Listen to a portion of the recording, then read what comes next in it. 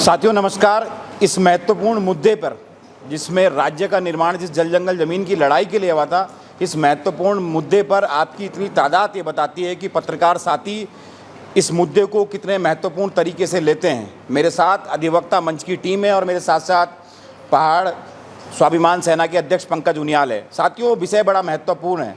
पौड़ी के सितुरशुर जो पट्टी पड़ती है, वहाँ एक एराडी गाँव है।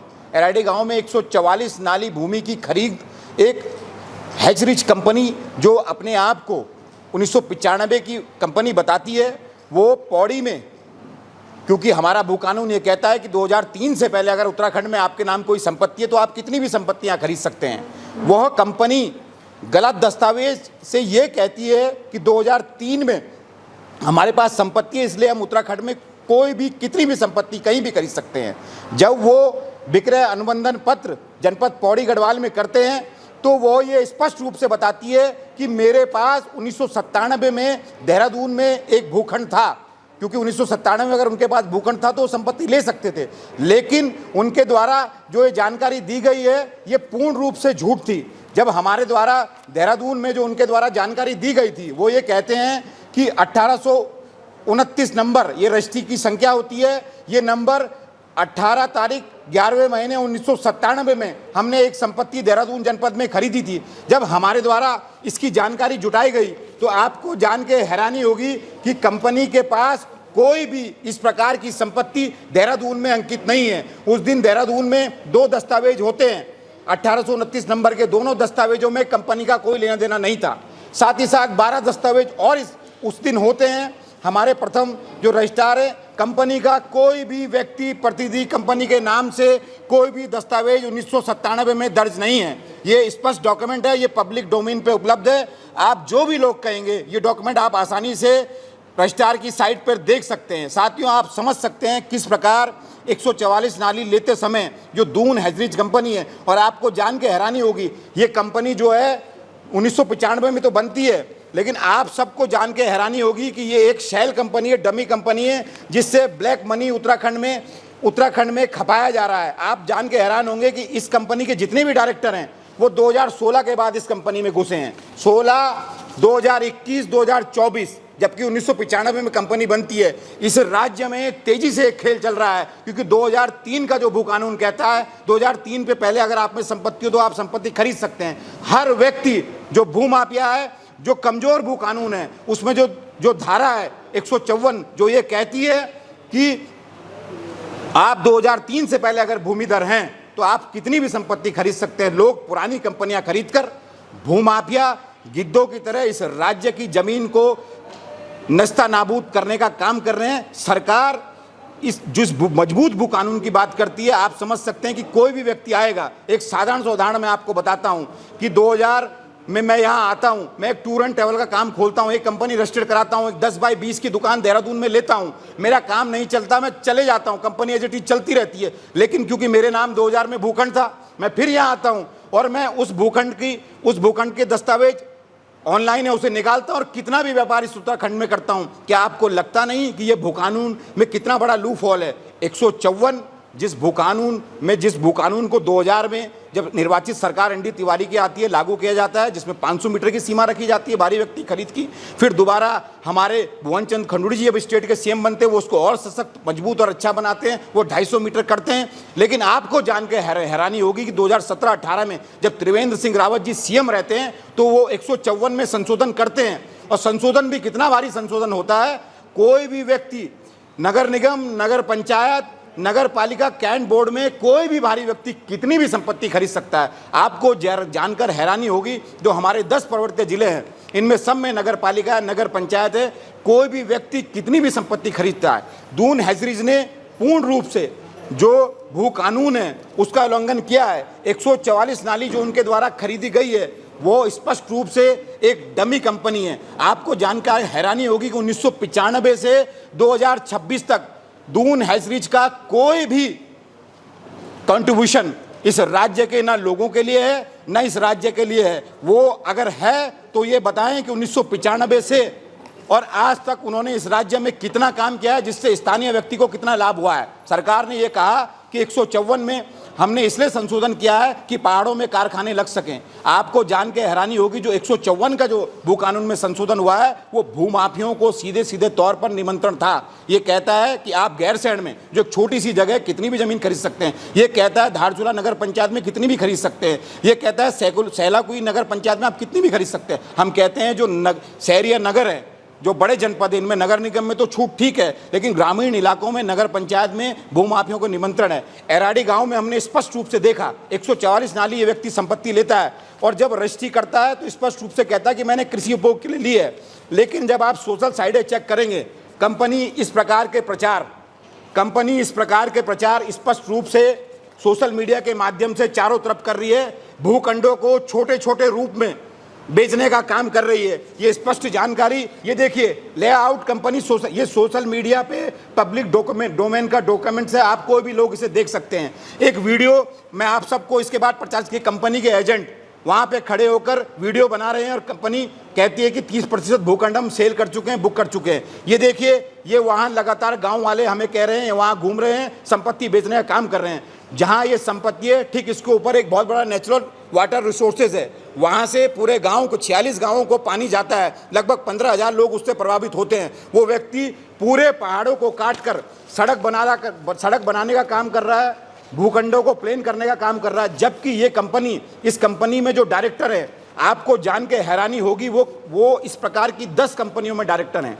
10 की 10 कंपनियां वर्तमान समय में जमीन की खरीद फरोख्त का काम इस उत्तराखंड में कर रही है। ये कंपनी ये स्पष्ट करे, ये कंपनी कि 1995 से अब तक इन्होंने कितना इस राज्य के लोगों को रोजगार दिया है। कंपनी के लोग कहते हैं कि हम यहाँ कृषि करेंगे, बागवानी करेंगे, लेकिन वो वहाँ छोटे छोटे भूखंड बेचने का काम इस प्रदेश में कर रहे हैं। 144, 154 जो धारा है भू कानून की, वो कितनी कमज़ोर है आप समझ सकते हैं। जो ये कंपनी है, हम सरकार से मांग करते हैं जो भू कानून की 129 जो धारा है उसको स्पष्ट रूप से इस संपत्ति को राज्य सरकार में नियत किया जाए। नकली दस्तावेजों के आधार पर संपत्ति ने जमीन को खरीदा है, उन पे धोखाधड़ी का मुकदमा दर्ज किया जाए, उस संपत्ति को सार्वजनिक संपत्ति घोषित किया जाए। और कंपनी की आज तक की आपको जान करके हैरानी होगी कि हमने जब कंपनी का मिनिस्ट्री ऑफ अफेयर्स से डॉक्यूमेंट निकाला तो कंपनी जो है जब 1995 में बनती है उसके बाद इस राज्य में कोई काम नहीं करती है। सीधे तौर पर 2016 में सक्रिय होते हैं और वो भी संपत्ति सिर्फ बेचने और खरीदने का काम करते हैं। एक जानकारी आपको और मजबूती से देना चाहूँगा, यमकेश्वर में एक पश्चिम बंगाल के व्यक्ति के द्वारा धार्मिक प्रयोजन के लिए लगभग 125 नाली जमीन खरीदी गई है। इस राज्य का जो नया कमज़ोर भू कानून है, इस राज्य का जो कमज़ोर भू कानून है, ये कटाल गांव की बात मैं कर रहा हूँ, ये यमकेश्वर क्षेत्र में आता है। इस राज्य का जो कमज़ोर भू कानून है वो आपको अब सीधे तौर पर अनुमति देता है, तो 154 में ये अनुमति देता है कि धार्मिक प्रयोजन के लिए आप कितनी भी संपत्ति इस प्रदेश में खरीद सकते हैं। लेकिन आपको जान के हैरानी होगी कि जब वो संपत्ति खरीदते हैं उनको एक अनुमति लेनी आवश्यक होती है, लेकिन इस आश्रम के द्वारा किसी प्रकार की संपत्ति का कोई भी जिक्र अपने जो हमारा विक्रय अनुबंधन पत्र होता है, जो रजिस्ट्रार में रजिस्टर्ड होता है, कोई भी जानकारी नहीं दी गई है। विक्रय अनुबंधन पत्र हमारे द्वारा जनपद पौड़ी में जाकर निकाला गया है। साथियों, एक और हैरानी की बात है, जहाँ ये आश्रम बन रहा है, ये सब रेरा जो हमारा रेगुलेटिंग एक्ट है उसके बाद ये सारी संपत्तियाँ आती हैं। क्या हमारे वो जो जिन विभागों की जिम्मेदारी है कि यहाँ जो यहाँ का विकास है वो कानूनी रूप से हो सके, क्या वो व्यक्ति सोए हुए हैं? हम सीधे तौर पर ये भी कहना चाहते हैं जो 144 नाली ज़मीन है उनका दाखिला खारिज जिन अधिकारियों ने चढ़ाया है उन पर भी कार्रवाई हो। कोई किसी भी प्रकार के दस्तावेज से सहायता अगर कर रहा है, जब आप दाखिला खारिज कराते हैं उसमें पटवारी की भूमिका होती है, तहसीलदार की भूमिका होती है, लेकिन बिना दस्तावेजों को देखे हुए मात्र एक लाइन के आधार पर 144 नाली ज़मीन अगर भारी लोगों के नाम चढ़ जाती है, वो भी एक ऐसी कंपनी जो सिर्फ इसलिए खरीदी जाती है। आपको फिर कहना चाहता हूँ, इस प्रदेश में 2003 से पुरानी जो कंपनियां रजिस्टर्ड थी उनको सिर्फ इसलिए महंगे दामों पे खरीदा जा रहा है कि इस यहाँ जो ज़मीनों का खरीद फरोख्त है पहाड़ों में। अब आपको जान करके ये बड़ी हैरानी होगी कि जो सरकार ने 1954 जो धारा है हमारी 154, सॉरी मैं माफ़ी चाहूँगा, जो 17-18 में त्रिवेंद्र जी ने संशोधन किया। अब आपको जान के हैरानी होगी, गैरसैंण जो पहाड़ कि हम पहाड़ की जिसे आत्मा कहते हैं, वहाँ अगर कोई भी व्यक्ति हरियाणा दिल्ली से जाएगा कितनी भी संपत्ति खरीद सकता है। हम कहते हैं 250 मीटर संपत्ति खरीदने का अधिकार आप भारी व्यक्ति को दीजिए, लेकिन अगर भारी व्यक्ति अधिक से अधिक संपत्ति यहाँ खरीदेगा तो स्थानीय लोगों को निश्चित ही संपत्ति महंगी मिलेगी। आश्रम द्वारा लगातार बिना नक्शा पास कराए हुए बड़े बड़े निर्माण वहाँ किए जा रहे हैं। आपको जानकर हैरानी होगी, जहाँ ये आश्रम बन रहा है वो रिजर्व फॉरेस्ट है, उसमें जाने का रास्ता पेड़ों को काटकर बनाया गया है। जो वन संरक्षण अधिनियम 1980 है वो स्पष्ट कहता है जहां वनों ने आच्छादित रूप ले लिया हो, वन बड़ी मात्रा में हो गए हों, उस संपत्ति को खरीदने के लिए आपको राज्य सरकार के साथ साथ सेंट्रल गवर्नमेंट से भी अनुमति लेनी पड़ेगी। लेकिन इस आश्रम के निर्माण में कोई अनुमति नहीं जाए। इस प्रकार के 83 मामलों में हमारे लोगों द्वारा, हमारी टीम के द्वारा प्रदेश के 83 मामलों में लगातार रिसर्च की जा रही है। बहुत जल्दी बहुत बड़े खुलासे हम आपके सामने करेंगे। आपको जान के हैरानी होगी कि 154 की जब बात आती है हमारे मेन भू कानून में, जिसको 1 मई को धामी जी द्वारा ये कहा गया सबसे मजबूत कानून है, वो भारी लोगों को संशोधन कर कर ये निमंत्रण देता है। सरकार ये कहती है कि हमने इसलिए इस छूट को खोला है कि पहाड़ों में कारखाने बन सके। आपको जान के हैरानी होगी, जब से ये कानून लागू हुआ है लगभग 10 वर्ष से एक भी कारखाना अगर पहाड़ के किसी जनपद में इस भू कानून की सहायता से बना हो तो सरकार एक श्वेत पत्र जारी करे। इस प्रदेश का जो निर्माण हुआ है वो सिर्फ इसलिए हुआ है कि जल जंगल जमीन को बचाया जा सके। लेकिन आपको जान के हैरानी होगी कि लगातार नकली दस्तावेजों के आधार पर पौड़ी के यमकेश्वर क्षेत्र में, पौड़ी के लेंसीडॉन क्षेत्र में लगातार नकली दस्तावेजों पर नकली कंपनियां, जिनका इस राज्य में कोई कंट्रीब्यूशन नहीं है, लगातार नकली दस्तावेजों से संपत्ति खरीदी जा रही है। हम 144 नाली जो भूमि है सरकार से मांग करते हैं, इसकी जांच के साथ साथ इसे तत्काल प्रभाव से राज्य सरकार में नियत किया जाए। जो आश्रम बन रहा है, क्योंकि पश्चिम बंगाल का व्यक्ति धार्मिक प्रयोजन के लिए ज़मीन तो ले सकता है, आपको जानकर हैरानी होगी, लेते समय तो परमिशन लेगा, लेकिन जो नया भू कानून है वो ये कहता है बेचते समय उसे सरकार की कोई परमिशन की आवश्यकता नहीं है। ये सभी बातें जो मेरे द्वारा आपके सामने रखी जा रही हैं ये विद एविडेंस है, ये पब्लिक डोमेन में ये पत्र मौजूद हैं, आप सभी साथी उनका अवलोकन कर सकते हैं। इस राज्य में जो ये लूट चल रही है संसाधनों की, जंगलों की, जमीनों को बेचने की, इस लूट को रोकने के लिए आप सब हमारा सहयोग कर रहे हैं। आप सबका दिल से बहुत बहुत धन्यवाद। संदीप भाई, समाधान क्या है इन आपके सामने एक मामला आया, एक व्यक्ति ने कहा कि भैया मैं इसलिए इस उत्तराखंड में कितनी भी ज़मीन खरीद सकता हूं कि मैंने 2003 से पहले यहाँ ज़मीन ली थी। उसने ये एक रजिस्ट्री करते समय क्लॉज एक लाइन जोड़ी हुई है रजिस्ट्री में कि मैं भूमिधर हूँ और उसकी रजिस्ट्री हो जाती है। क्या सरकार को ऐसा मैकेनिज्म नहीं बनाना चाहिए कि मैं अगर लिख दूँ तो उस वाक्य की जांच होने की आवश्यकता नहीं है? जब उस तिथि की हमने जांच की, क्योंकि उसने ये बताया कि मैंने देहरादून में ज़मीन खरीदी थी, जब हमने उसकी जांच की तो उस व्यक्ति के नाम पे, उस संस्थान के नाम पे एक भी भूखंड उत्तराखंड में उस तिथि का नहीं था। अगर आपके द्वारा भू कानून में ये स्पष्ट कहा गया है, गलत जानकारी देकर अगर संपत्ति इस राज्य में अर्जित की जाती है तो वो संपत्ति तत्काल प्रभाव से राज्य सरकार में नियत होनी चाहिए। हम सरकार से मांग करते हैं कि उस संपत्ति को राज्य सरकार में नियत किया जाए। जानकार भी है तो क्या कोर्ट का मूव करेंगे? इसके बाद हम कल ठीक 11:30 बजे गढ़वाल कमिश्नर को दस्तावेजों के साथ शिकायत करेंगे। जो हमारी सबसे पहली प्रशासनिक बॉडी है उनको शिकायत करेंगे। अगर इसमें वो कोई ठोस कार्रवाई नहीं करते हैं तो ये गांव वालों के साथ मिलकर, ये गांव वालों ने जब हमसे संपर्क किया, हम एक जनहित याचिका दायर करेंगे, क्योंकि नेचुरल जो हमारे सोर्सेज है पानी के पहाड़ों में, जहाँ इस ज़मीन में कटान हो रहा है, खरीद फरोख्त हो रही है, उस ज़मीन के ठीक ऊपर एक प्राकृतिक स्रोत है जहाँ से पूरे 46 गाँवों को पानी जाता है। 15,000 लोग पहाड़ में बहुत मायने रखते हैं, प्रभावित होते हैं। 15,000 लोग प्रभावित अगर होंगे तो हम एक जनहित याचिका डालेंगे। और वैसे भी ये जो कंपनी है, एक व्यक्ति 10 जगह डायरेक्टर है, नोटियाल जी 10 जगह। बड़ी हैरानी आपको मैं जितनी भी बात आपसे कह रहा हूँ, प्रत्येक दस्तावेज मेरे पास है। जिस भी व्यक्ति को दस्तावेज देखना है, ये दस्तावेज हमारे पास मौजूद है। साथ साथ ये पब्लिक डोमेन का कागज है, कोई भी व्यक्ति इसको देख सकता है। जो आपने आश्रम की बात की, आपने कहा कि रिजर्व फॉरेस्ट है या उसने फॉरेस्ट का रूप लिया है, तो दो चीज आपने। जब लगातार वनों की संख्या, अगर आप अपने घर में भी गोदियाल जी 10 पेड़ लगा देंगे, उनको काटने के लिए या वहाँ कंस्ट्रक्शन के लिए भी आपको परमिशन लेनी पड़ती है। फॉरेस्ट घना, रिजर्व फॉरेस्ट। दूसरी बात, पश्चिम बंगाल के व्यक्ति द्वारा ये लगभग 125 नाली संपत्ति खरीदी गई है, धार्मिक प्रयोजन के लिए ली गई है, हम मना नहीं कर रहे हैं। लेकिन आपको जानकर के हैरानी होगी, जो बैनामा इसके द्वारा कराएगा, जिसे हम रजिस्ट्री कहते हैं, उसमें कहीं भी जिक्र नहीं है कि मेरे द्वारा अनुमति ली गई है। और सरकार का जो कमज़ोर भू कानून है वो ये कहता है आप ज़मीन लें और बेच दें, हमें कोई परमिशन नहीं। अब सोचिए, मैं यहाँ आश्रम के नाम पे ज़मीन खरीदता हूँ, 3 साल उस ज़मीन को रख लेता हूँ कि 3 साल की बॉन्डेशन है, 3 साल बाद में उसको डबल दामों में बेच के चले जाता हूँ। सरकार की जिम्मेदारी नहीं बनती कि कोई व्यक्ति अगर इस कानून का लाभ लेकर संपत्ति ले रहा है तो स्थानीय व्यक्ति को उसका कुछ लाभ मिले। स्थानीय व्यक्ति कोई लाभ नहीं है। और सीधे तौर पर जो भू कानून है, इसमें हमारी टीम के द्वारा इतने बड़े बड़े ब्लू फॉल खोजे गए हैं, इसके बाद भी एक महत्वपूर्ण प्रेस जिसको सबसे मजबूत भू कानून सरकार बताती है, हम बताएंगे वो किस प्रकार सबसे कमज़ोर भू कानून है। ये जो धार्मिक प्रयोजन के लिए जो जमीनें खरीदी जाती हैं, क्या इसको 154 प्रभावित नहीं करता है? 154 2 की धारा ये कहती है सजाद भाई कि आप धार्मिक प्रयोजन के लिए सरकार की अनुमति से यहाँ कितनी भी संपत्ति अर्जित कर सकते हैं और उसे एक स्पेशल श्रेणी में रखा जाता है।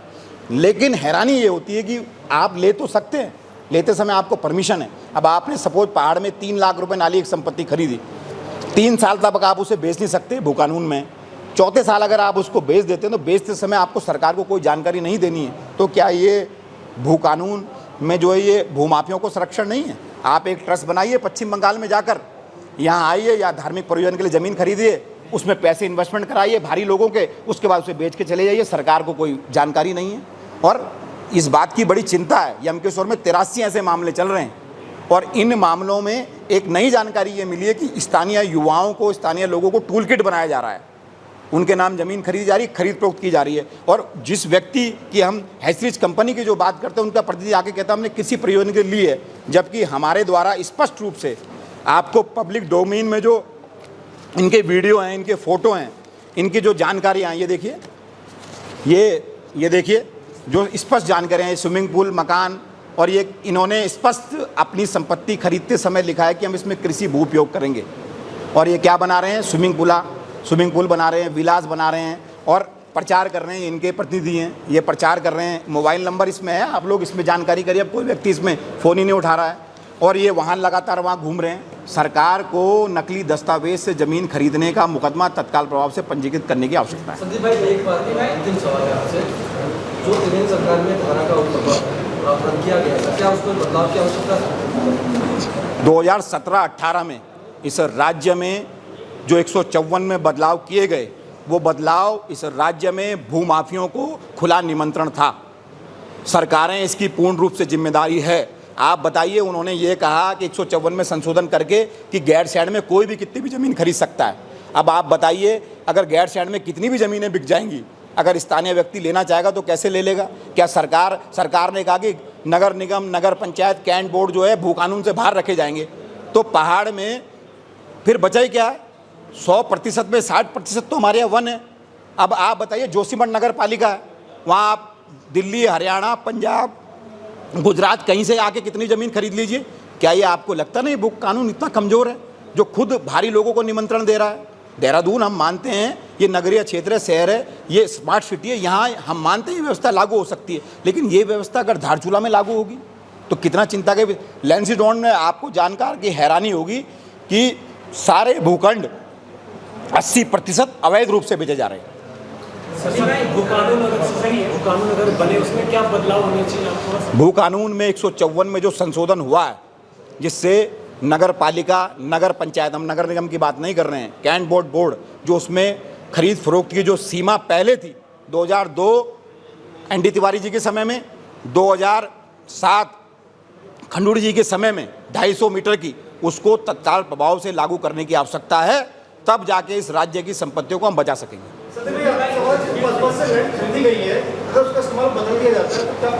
आप अगर धार्मिक प्रयोजन के लिए ज़मीन लेते हैं, आप उसका कोई बदलाव नहीं कर सकते। आप बदलाव तो नहीं कर सकते, लेकिन मैंने फिर कहा, आप दिल्ली जाइए, एक 10,000 में ट्रस्ट रजिस्टर्ड कराइए, यहाँ के उस ट्रस्ट के नाम पे संपत्ति लीजिए, सब लोगों के पैसे लगाइए, 3 साल घर में बैठिए, उसके बाद उसको डबल बेच के यहाँ से चले जाइए। सरकार इसमें कोई भी रोक नहीं लगा पा रही। ये कंपनी है, इसके जैसे और कितनी कंपनियां? मैं कह तो रहा हूँ कि अकेली दून हैथरिज में जो माननीय डायरेक्टर हैं, वो 10 कंपनियों में डायरेक्टर हैं।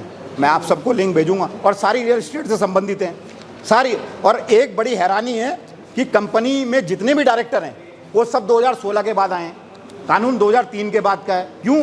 क्योंकि लोग अवैध ज़मीनों के कारोबार के लिए पुरानी कंपनियां महंगे दामों में खरीद कर मैं कह तो रहा हूँ, आप यहाँ 98 में थे, आपने देहरादून में एक टूर एंड ट्रैवल खोला, 10 बाय 10 की एक दुकान पलटन बाजार में ली, आपका काम नहीं चला, आप 1 साल बाद अपने घर चले गए।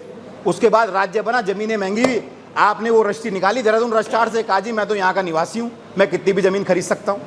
क्या आपको लगता नहीं ये भू कानून का कितना कमज़ोर? हमें ये देखना पड़ेगा कि वो व्यक्ति अगर 98 में उत्तराखंड में रजिस्टर्ड था तो उसने इन 26 सालों में इस राज्य में क्या किया। अगर जब कोई भी ट्रस्ट होता है, मैं जमीन बेच रहा हूँ तो मैं वो जो जमीन बेच रहा हूँ वो इस राज्य के भूमि घर को बेचूंगा या स्थायी निवास को बेचूंगा, किसी को नहीं बेचूंगा। अगर आप धार्मिक प्रयोजन के लिए यहाँ ज़मीन खरीदते हैं और आप किसी ट्रस्ट के माध्यम से खरीदते हैं तो भारत के किसी भी कोने में किसी भी व्यक्ति को आप किसी भी दशा में उस संपत्ति को बेच सकते हैं, उसका प्रयोजन नहीं बदलेगा, रहेगा धार्मिक प्रयोजन ही। लेकिन आप सोचिए धार्मिक प्रयोजन की आड़ में इस राज्य में क्या चल रहा है। वेलनेस सेंटर खुल रहे हैं बड़े बड़े महंगे महंगे, पंचकर्मा केंद्र खुल रहे हैं, रिसोर्ट खुल रहे हैं। यमकेश्वर क्षेत्र में अकेले और लैंसडौन क्षेत्र में अकेले धार्मिक प्रयोजनों के नाम से ली हुई 83 भूखंड ऐसे हैं जिनमें वर्तमान समय में बड़े बड़े वेलनेस सेंटर और पंचकर्मा 5 स्टार होटल के रूप में लोग अपना व्यवसाय कर रहे हैं। व्यावसायिक गतिविधियां कृषि भूमि में हो रही हैं। संदीप भाई, इस तरह की जो जमीनें होती हैं उसे खरीदने के लिए या बेचने के लिए ये किसी व्यक्तिगत आदमी से खरीदी जाती है या सरकार बेचती है? नहीं, दोबारा बताएंगे। इस तरह के प्राइवेट की जमीनें खरीदी जाती है वो सरकार बेचती है या कोई व्यक्तिगत आदमी बेचता है? व्यक्तिगत आदमी संपत्तियों को बेचने का काम करता है। व्यक्तिगत आदमी से नकली सेल कंपनियां संपत्ति खरीद रही हैं और उन संपत्तियों को महंगे दाम में भारी व्यक्तियों को छोटे छोटे प्लॉट में बेचने का काम कर रही है। साथियों, जो ये भू कानून है, हम इस राज्य के सजग अधिवक्ता होने के नाते, सजग साथी होने के नाते इस भू कानून का पूर्ण रूप से बहिष्कार करते हैं, क्योंकि ऐसा भू कानून जो इस राज्य में भारी लोगों को, जिनकी मंशा इस राज्य के जल जंगल जमीन को लूटने की, उन्हें निमंत्रण देता है। सरकार इसमें बदलाव नहीं कर रही है। हम इस भू कानून को सरासर बिल्कुल भी नहीं मानते।